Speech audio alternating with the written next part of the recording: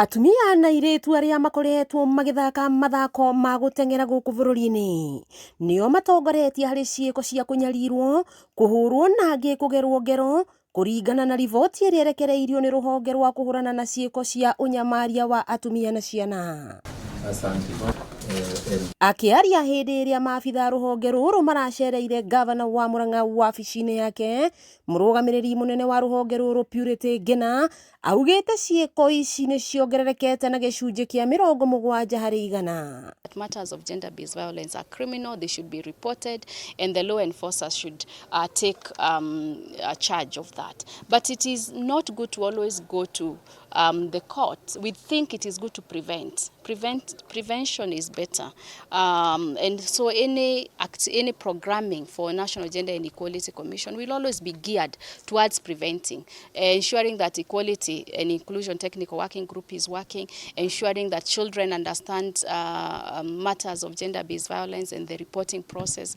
Ndeto ya kĩeha nĩ atĩ gĩcunjĩ kĩa 15% gĩa tũirĩtu twa cukuru nĩ tũkoretwo tuohete nda kũhĩtũkĩra kũnyitwo kĩa hinya na andũ metainwo hakuhĩ na tũirĩtu tũtũ. One who is below 18 cannot consent for any matters related to sexuality.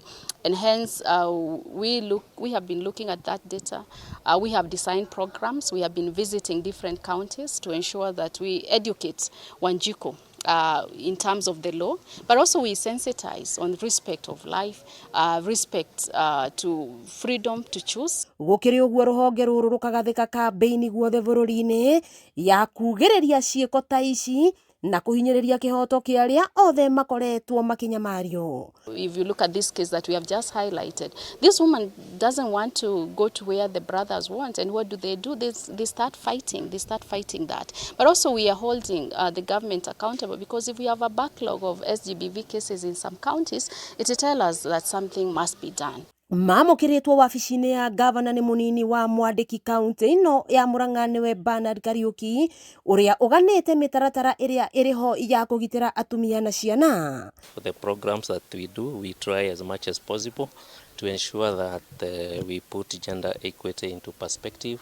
When you talk of the maize program that we have currently undergoing, we have over 140,000 households, which are mainly women-led in terms of empowerment.